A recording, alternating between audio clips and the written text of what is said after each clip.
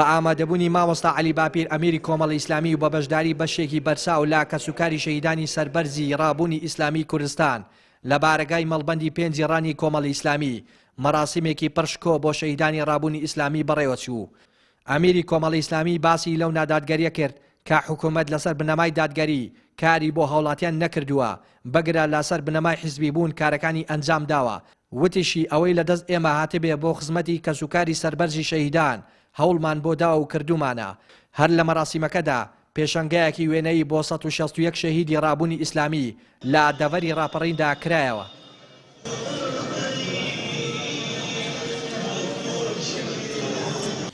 گلەیەکە لەگەڵ هی ئێمەش هەمووی خڕکەنەوە بەدمونچاوی ئەو حکوومەتەیدا بدەن کە لەسەر ئەساسی ئینتیمای حیزبی لەگەڵ خەڵکدا مامەڵە دەکا، نەک لەسەر ئەساسی مرۆڤ بوون و هاوڵاتی بوون. جا من ئەو گلەیە تەنیا بۆ خۆمان ناکەم وەکو کۆمەڵی ئیسلامی، گلەی دەکەم بۆ خەڵکی دیکەش کە لەبەرەوەی لە نێو حیزبێکدانە لەلایەن حیزبەکەی دێکەوە زوڵمی لێ دەکرێت. لە دەفەرێکە سەر بە حیزبێکی دیکەی غەیری ئەو دەفەرەیە زوڵمی لێ دەکرێت، بە هاوڵاتی پلە 2-3 لە قەڵەم دەدرێت. جا من ئەوە مسلمان بێ یا نامسلمان بێ، نوێژکەر بێ نوێژ نەکەر بێ، هەرچی بێ، کورد بێ یان غەیرە کورد بێ، ئەمن هەر بە زوڵمی دەزانم.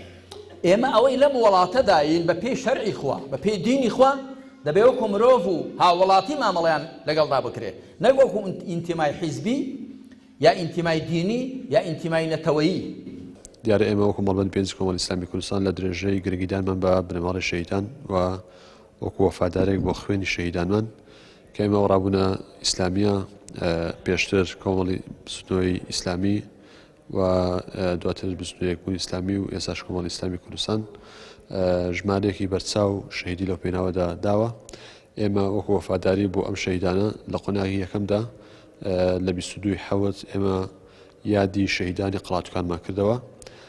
ئەمڕۆژ 28/12 تقریبان ڕۆژێک بەسەر شەهیدبوونی پۆلێک لە سەرکردە و پێشمەرگە قارەمانەکانی بزوتنەوەی ئیسلامی کە ساڵی 1993 لە شەڕی داسەباوی ناوخۆدا شەهید بوون کردمانەوە کە ئامان زمان لەکردنەوەی ئەم چالاکیانە وەکو گوتم وەفاداریە بۆ خوێنی شەهیدان.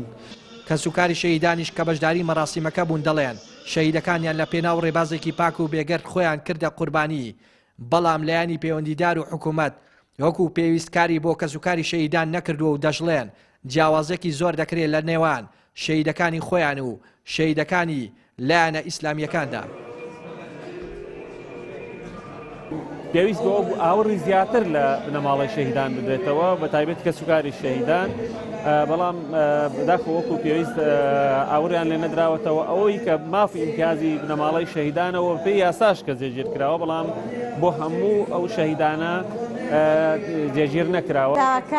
داواکارین لەو حکومەتانە بڵێن ئەگەر جیازی نەکەن لەگەڵ شەهیدەکان، یعنی شەهید هەر شەهیدە لە پێناو خاک و نیشتیمانی خواندا شەهید بوون، لەسەر ڕێبازێکی جوان شەهید بوون.